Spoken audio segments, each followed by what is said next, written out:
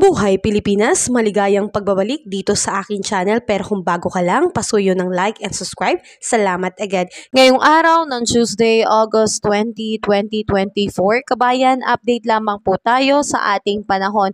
Ito pong tropical storm na may international name na John Dari ay tuluyan na pong lumabas ng Philippine Area of Responsibility. Nung ito po ay pumasok, ito po yung tinawag nating Bagyong Dindo. Kabayan, mapalad tayo dahil itong Bagyong Dindo ay sumaglit lamang po sa PAR, pero hindi naman po nating naramdaman sapagkat hindi naman po ito naglandfall at mabilis lang din po na kumilos palabas ng Philippine Area of Responsibility, kaya wala po itong naging direktang epekto sa ating bansa. Samantala, kung makita po natin, kabayan, meron po tayong binabantay ngayon na panibagong LPA na nasa labas po ng Philippine Area of Responsibility, na kung ito po ay magbabago ng direksyon at papasok po ng PAR at magiging develop ito typhoon, ito po ay tatawagin nating Bagyong Enteng. Pero sa ngayon, within 24 hours, wala po itong tsansa na maging ganap na bagyo. Pero may posibilidad na ngayong araw ay papasok po itong LPA sa loob ng Philippine Area of Responsibility. Patuloy pa rin natin ipanalangin nawa itong Bagyong Enteng ay hindi po ganong kalakas katulad ng Bagyong Karina. At kung magkakaroon man ng pag-ulan, sana yung mga lugar na nakaraang araw pa po nag-aasam na magkaroon ng pag-ulan sa kanilang lugar dahil natutuyot na, sana doon na lang umulan. Pero ganun pa man, patuloy pa rin po natin asahan dahil din po sa epekto ng southwest monsoon, lalo na dito sa may extreme northern Luzon, makakaranas po ng cloudy skies with scattered rain shower and thunderstorm, particularly dito po sa may Batanes and Babuyan Island.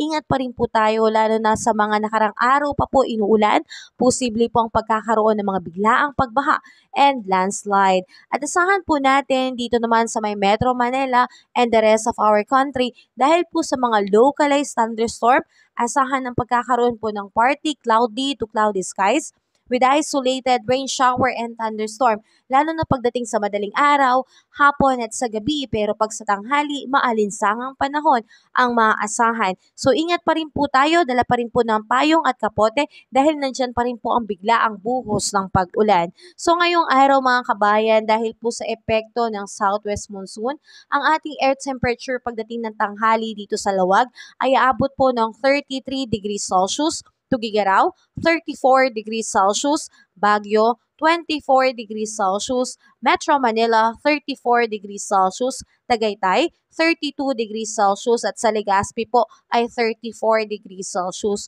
Dito naman sa may Visayas and Mindanao, asahan ang pagkakaroon ng fair weather na panahon, kaya ang ating air temperature dito sa may Calayan Island at Puerto Princesa ay abot po ng 32 degrees Celsius, Iloilo, Tacloban, 33 degrees Celsius, Cebu, Cagayan de Oro, 32 degrees Celsius at sa Davao at Zamboanga po ay aabot po ng 34 degrees Celsius. So mga kababayan, malaking bahagi ng ating bansa makakaranas po ng maalinsangan o fair weather na panahon, lalo na sa tanghali, pero asahan sa hapon at sa gabi, nandyan na po ang tsansa ng pagkakaroon ng biglaang buhos ng pag-ulan dulot po nitong southwest monsoon at hanging habagat. Muli mga kabayan, meron po tayong binabantayan na LPA at ngayong araw posible po itong pumasok ng PAR kung hindi po magbabago ang direksyon. At kung madedevelop into typhoon, inuulit natin, ito po ay tatawaging Bagyong Enteng. Kaya tayo po ay mag-ingat at laging maging updated sa ating ulat panahon. Have a safe day po, kabayan. Ingat ka palagi. Kabayan, kung natulong sa iyo ang video na to, huwag mo namang kalimutang mag-like and subscribe at pasuyo na rin po, pahit na rin po ng notification bell para updated ka sa mga susunod ko pang weather update. Muli, maraming salamat. Ingat. God bless po, kabayan.